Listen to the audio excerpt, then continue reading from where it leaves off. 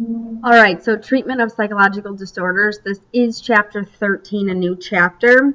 This does have a lot of content that you need to be aware of, but it should be content that is somewhat of a review. It's tying all the concepts together. So kind of looking at psychotherapy overall. Psychotherapy is a treatment involving the psychological techniques. It consists of the interaction between a trained therapist and someone seeking to overcome psychological difficulties or to achieve a goal. Okay, so psychotherapy includes things, the 5 different that are underneath there. It could be psychoanalytical psychotherapy, behavioral psychotherapy, humanistic psychotherapy, cognitive psychotherapy, and group psychotherapy. So don't think that now all of a sudden you see the word psycho that everything is tied to Freud. Psychoanalytical is purely tied to Freud. Okay. Usually people go to therapy if they're having psychological difficulties. So something in terms of the mental illness we just covered, maybe a personality disorder, a narcissist, or people go to therapists just to achieve a personal goal, to look and self-reflect on their life. Many therapists are trained to go about the eclectic approach. So you're going to have different clients that you're going to be working with on a daily basis. And sometimes behavioral therapists, the behavioralist approach may work for addiction substances, but it won't work so much as maybe trying to achieve getting into college and looking at that avenue. So, and sometimes they may use several different approaches with the same person. So the eclectic approach is using a technique from a variety of forms. Okay, so the first one you have is the psychoanalytical. Second one you have is behavioral. Third one you have is humanistic. Fourth one you have is cognitive. And then the last one I'll briefly talk about is group. Understand that the way I'm presenting to you is the way in which they were developed. So psychoanalytical, okay, in the early 1900s, that was Freud's perspective. Then came the behavioralist perspective. We saw John Watson, Skinner, that popped about around the 1920s. Humanistic, 1950s and 1960s, and then the cognitive is more recent in the 1980s and so forth. Okay, group therapy, like I said, we'll talk about it, but group therapy can be done using all the different approaches. So it's not so much a type of therapy, but it is a style that you could choose. Okay, so psychoanalytic therapy, Sigmund Freud is the person you need to know for this. But it is a therapeutic technique. Freud believed that patients can use free association, resistance, dreams, and transference to interpret somebody's feelings. Okay, and the therapist interprets all of these using all these techniques of the released, previously repressed feelings and allowing the patient to gain insight. Okay, so in order to get at the unconscious, they may use free association, resistance, or they may see resistance. They may interpret dreams, and they may have the client experience transference. Psychoanalysis was originally began by Freud.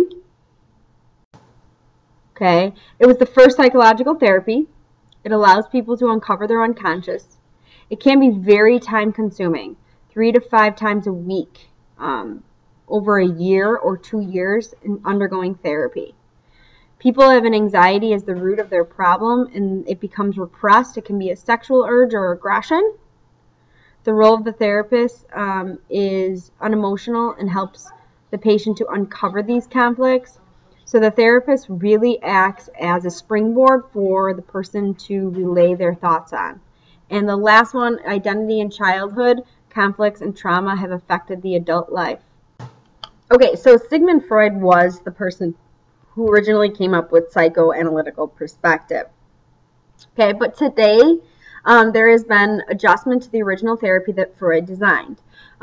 If you go into therapy and you study therapy, you're going to learn other people that are the neo-Freudians. You may remember Alfred Adler, who has adjusted his theory. It's not necessarily always having to be a year-long process for 2 to 3 times a week.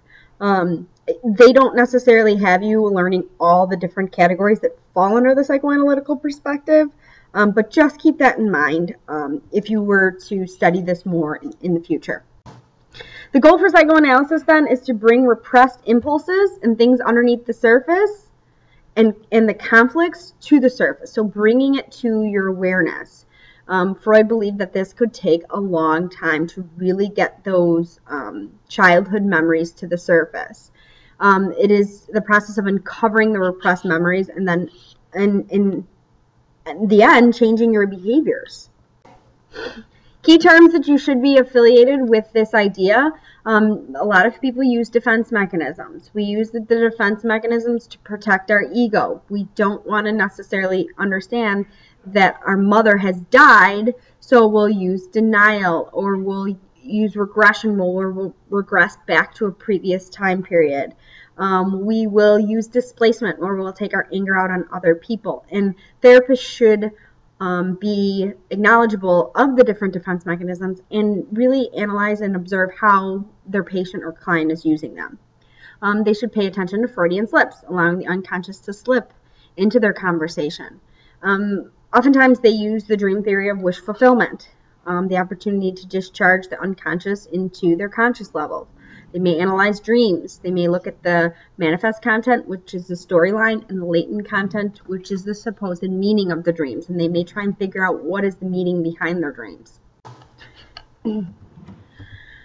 Techniques used by people who study the psychoanalytical perspective is transference. This is the process by which patients transfer their emotion and conflicts towards other in their lives and towards the analyst. So as the person sitting there, and let's say that it's a male client and you're a female counselor, and the male client just broke up with his fiance, and all of a sudden, as he's using free association, you might see some of the hostility in the emotions that he's feeling. He might start getting kind of aggressive or angry at the therapist. And this is where he's using transference. It's allowing the unconscious to kind of surface, and he usually uses the therapist as a springboard in order to kind of get his aggression out. Free association is allowing the client to speak freely about what is on their mind. And the last one is interpretation.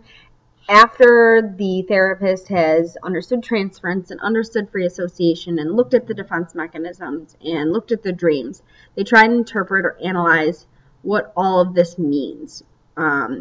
What do the dreams mean? What do their significant behaviors mean? And they look at what is resistance. So at what point do patients start becoming reluctant to talk about certain topics? No, can we talk about that next time? That might mean to the therapist that's a sign that that is something that is bothering them, or they're just trying to deny it. So another thing that they do look at is resistance. So these are all different techniques, different terms that you should be affiliated with the psychoanalytical approach. The next type of therapy that developed was the behavioral therapy. Behavioral therapy is the therapy that applies learning principles to the elimination of unwanted behaviors. So these therapists really thought that you can teach them and condition your clients to change their sense of behaviors. So the basic description is they believe there's a problem with the learning, okay, whether it's classical, operant, observational. And the focus is to change their behavior rather than their thoughts and feelings. It's more important to change the way in which they act. It really works well with people who have phobias, like OCD, anxiety problems, addictions. This type of behavior is going to be good because it uses rewards and punishments, and it gets really to change their actions. People you should consider with this therapy is Ivan Pavlov, Skinner, John Watson, and Albert Bandura. The goals of it is to actually change the behavior rather than the thoughts and feelings. To look at using rewards, punishments, and modeling. To emphasize behavioral modification, like shaping, and it's a systematic way of changing behavior over time. So I want to change my behavior. Let's say I want to give up smoking. Okay, well my behavior has to change. I have to stop smoking. Okay, and so they may use this different techniques in this therapy in order to help change that. The key terms you should know for this unit or for this idea are classical conditioning unconditioned and conditioned stimulus, unconditioned and conditioned response. There's other ones such as the neutral stimulus. I didn't include all the terms here. Operant conditioning, positive and negative reinforcement, and positive and negative punishment. We also talked about social learning and modeling. Shaping is another term. So most of the terms that fall under Unit 7 really tie into this idea. Okay, behavioral techniques. First one is an idea called counter-conditioning. Okay, so this is a behavioral therapy procedure that uses classical conditioning to evoke new responses to a stimulus that triggered by unwanted behaviors. And so it includes exposure therapy and inverse conditioning as well. So counter-conditioning could be something where you pair an unlikely stimulus with a stimulus that they're very familiar with to get a more satisfied behavior. So an example of this would be that I worked at a pool, and many little toddlers did not like the pool. And they would see the pool and they would cry. So what I did was I tied the pool to something that they did like, which was a rubber ducky. Okay, they loved their rubber duckies in their bathtub. So when they saw the rubber ducky, they would get excited. And then when they got excited, they would like their pool. Okay. Exposure therapy is exposing people to an image that may be trying to avoid. So this might be just showing them the image of the pool. Okay, and then over time you talk about it and you express it. Over time, the exposure of this gets them to start being more positive towards the idea. Another thing is somebody who has a fear of planes. They continuously listen to planes in the air, right, and they may be more approachable towards it. Adverse conditioning, okay, is where you link the unwanted behavior to an unpleasant state, so the condition, it is be conditioned and avoided. So this is where you want somebody to avoid a certain behavior. Okay, so let's say somebody does things like drinking and they're becoming an alcoholic. They may use adverse conditioning to get the person to not like to drink anymore. So here, a drug causes you to be nauseous. Okay, so the drug is administered with the alcohol or in the alcohol, and then they get nauseous. And then every time they think about alcohol, they think about getting nauseous, so then they'll stay away from it.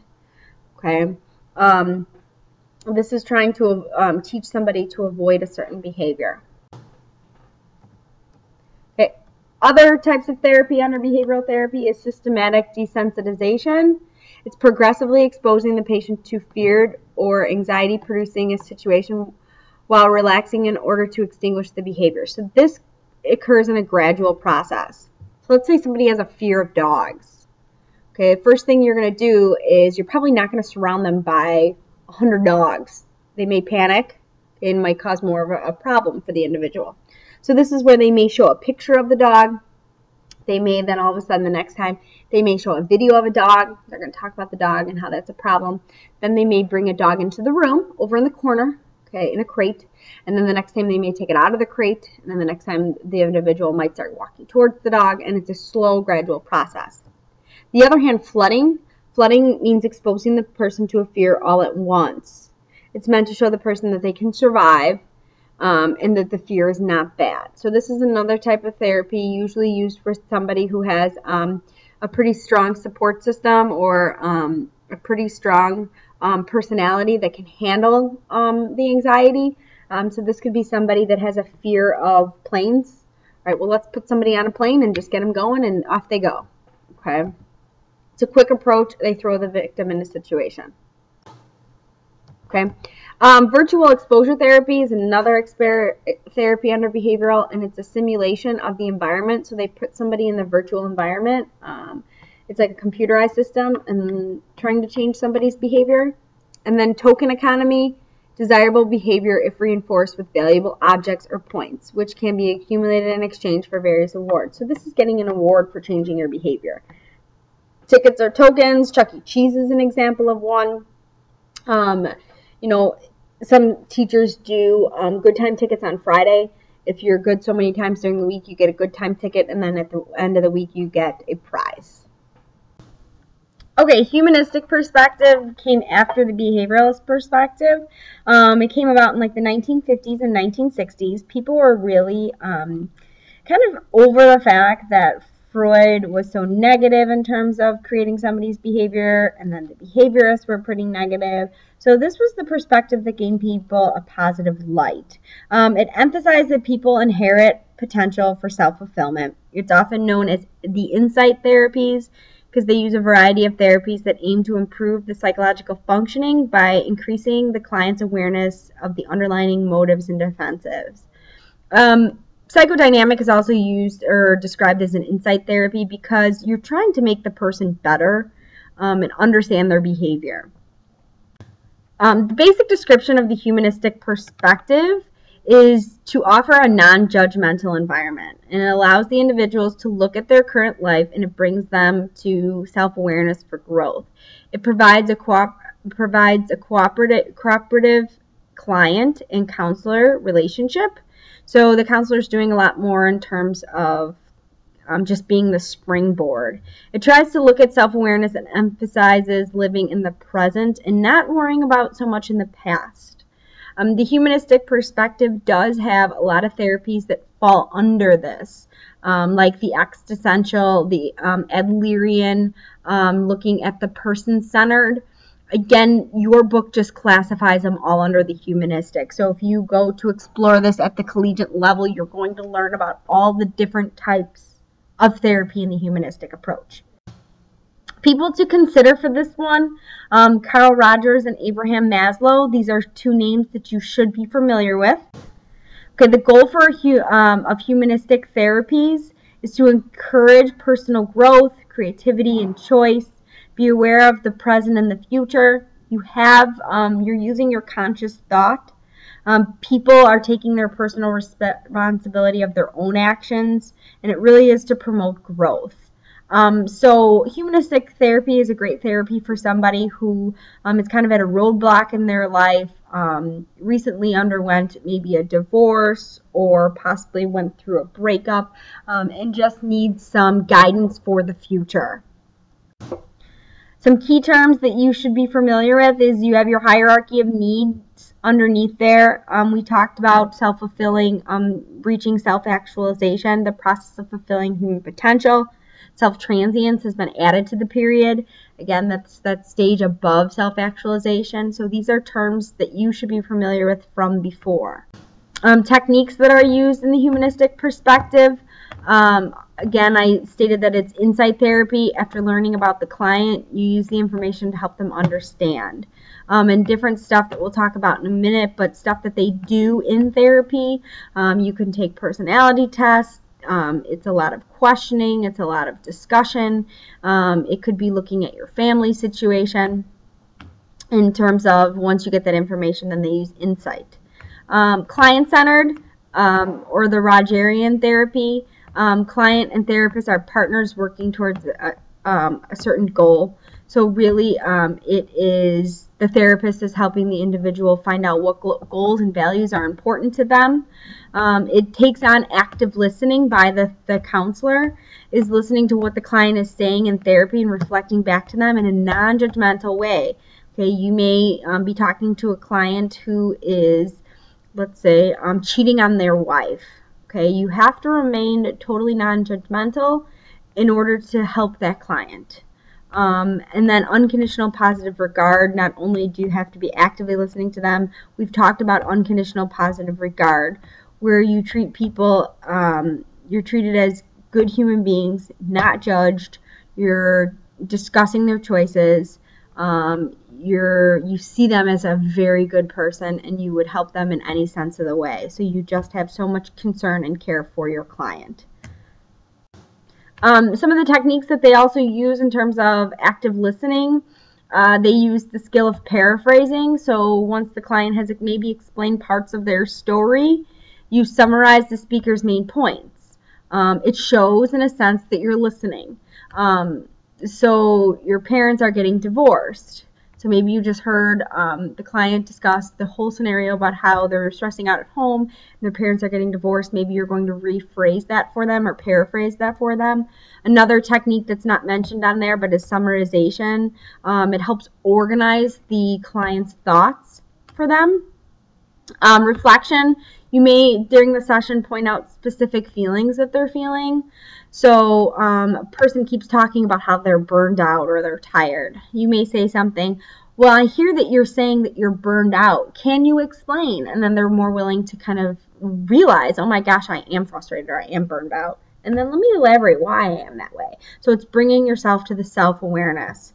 And then clarification and checkouts are important. So after you maybe summarize some of the stuff that they're stating, you might want to say something like, am I hearing you correctly? So they feel like they're heard and they feel like the relationship is going two ways. All right, so after humanistic was the development of the cognitive therapy. This is the therapy that teaches people new and more adaptive ways of thinking and acting. It's based on the assumption that thoughts intervene between events and their emotional reactions. So this is teaching people a new way of thinking. So why do they think that they're dumb? Or why do people think that they're not good enough? They really tried to change the individual's thought process. It looks at patterns and how it influences emotions and actions, and it takes negative thoughts and the thoughts of hopelessness and tries to make people aware of those thoughts. People to consider is Aaron Beck and Donald Meekenbaum, is the two people that were discussed in your book.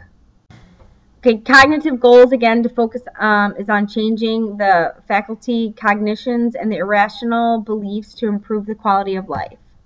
It helps the client detect negative thinking, and it uses more reasonable standards for self-evaluation. Okay, some of the thoughts that you may have, that the reason why maybe somebody is going to go to cognitive therapy, they have the all or nothing thinking. They fail to realize that there may be a middle ground. No, I will never be as good as my sister. I'm never going to get married forever. It's kind of like, well, yeah, you realize as a person maybe there is a middle ground, and maybe, you shouldn't say things like always, never, and forever. You may be somebody who overgeneralizes stuff, taking an isolated case and assuming that others are the same. So, man, I failed that first test, okay? And now I'm going to fail all of them. So you take a very isolated look at how you failed one thing, and you kind of now are going to generalize it for the rest of your career. Oh, I failed at one relationship. Now you're going to fail on it for everything. They assume maybe a mental filter, mentally singling out bad events in one life and overlooking the positive. So how was your day? Oh, it sucked. Okay, this went wrong, but maybe you didn't really consider the positive things. So something like a cognitive therapist is going to talk about, why they just talk about the negatives. Disqualifying the positives, so treating the positive events is like they really don't count. So yeah, that you may say something like, well, you won the basketball game. And you may see something like, well, that didn't even matter. I didn't even get to play. Okay. Other things is jumping to conclusions. Assume the worst about a situation, even though there's no evidence to back the conclusion. So you're jumping to the situation that, well, I'm going to fail. Okay. Or I already knew that. You're already jumping to the answer to the problem when you didn't even go through it. Other terms you should be aware of is magnification and minimization, is you downplay the positives while paying attention to the inordinate amount of attention to the negative ones. Again, that's just you're paying attention to the negatives more than the positives. The emotional reasoning, allowing your emotions to govern what you're thinking about the situation rather than objectively looking at the facts. So you're allowing your emotions to really take over the situation. So when you get into a fight with your friends, maybe in a sense you were wrong too, but you just keep thinking about your emotions and how upset you are that you don't really think about the logic behind it. You say should-have statements, rigidly focusing on how you think things should be rather than how they're actually doing it and dealing with that. So I should have done this, or I should have done this. So as a therapist, you're continuously listening to the individual in terms of how they're talking. Okay, do they continuously use should-have statements? Do they continuously minimize their positives? Do they continuously think about how they use their emotions before their logic? Labeling and mislabeling, applying false and harsh labels to themselves. Well, I suck, I'm dumb, I'm not good enough. And then personalization, blaming yourself for things that are out of your control. Well, I caused my wife to cheat on me, or blaming yourself when really there are other avenues of maybe why the reasoning happened. So in therapy, they really try to make one aware of the negativity or the downplaying of all their cognitions that are taking place. Disconfirmation is a technique. Clients may be confronted with evidence that directly contradicts their existing beliefs. So this is where a therapist, they say, well, I'm dumb. And then the therapist may bring in the discussion, well, if you're dumb, then you passed your last AP exam. How could you be dumb? Or I'm never going to be able to amount to anything because I fail at everything. And then they bring in something where they were really successful, and to kind of disconfirm what they're thinking. Reconceptualize, clients work towards an alternate belief system to explain their experiences or current observations. So this is where they begin to change your thinking. They look at, well, I'm dumb. Okay, well, maybe you start thinking about, well, I'm not really good at math, but I am really good at science. Or I struggle in math. The insight, clients work towards understanding how they derive these new and revised beliefs. You need to listen and hear and how they refer to themselves often. Okay, so that's insight that the therapists do provide. Techniques, another thing that you could do with people during cognitive therapy is you can role play. How will you approach a situation in the future if this were to happen? And then you could see how they respond to it. Modeling, so you can model in terms of and talk about good ways of just describing certain events or how they will react. Humor always works. And then homework, they need to think of maybe they need to write down, the negatives that they did portray that week, and then how are they going to change them now to a positive statement. Group therapy. Okay, the last thing here, this isn't so much an individual category like the psychodynamic or the behavioral or the humanistic or the cognitive. Group therapy is the therapy that you do as a system where you're working not just one-on-one with your counselor, you're working as a group. Therapy that treats the family as a system or a group as a system, if used in individual's unwanted behavior is influenced or directed by other members, or it could be worked on in like another social setting where you have other people with similar dynamics as you. Something that you need to consider is all the approaches that we just talked about, the humanistic, and we talked about the cognitive, we talked about behavioral. Not so much the old psychodynamic approach or psychoanalytical approach, but the more modern stuff. All the therapies can be covered in group counseling. So you can use the client-centered or the humanistic approach where you're positively trying to work towards a goal. You can do that in a group, but you need to make sure that you're considering confidentiality, okay? That no one person is alone, and what they understand is people can learn from one another, and then you help heal the relationships or as a group. Key groups that do this is AA. They do have groups for widow or the loss of a loved one, the loss of a parent. They do have groups for children with behavioral disorders. They do have groups for divorced parents. There's a lot of group therapy out there. Some of the pros, it does save money because you're touching base with individuals, but you're doing it as a group setting, so you can help a lot more people than just helping that one person in the hour. You can learn from other people and understand that other people are struggling with the same situation, and then it does help families that are having conflicts because it's a nice non-judgmental ground that's helping in terms of giving some advice. Cons, some things that aren't good, it's not individualized, so you're not getting your personal attention if you need that. You may be the type of person that goes to therapy to get individual help, and when you're working as a group, you might be the type of person that wants to help other people, and then you're not really working on yourself. The goal is to help the group, like I said, instead of your individual needs, and then you have to be careful with confidentiality because it might be a hard time, or you might have a hard time developing that trust with that group, okay, depending on the setting that it is taking place in.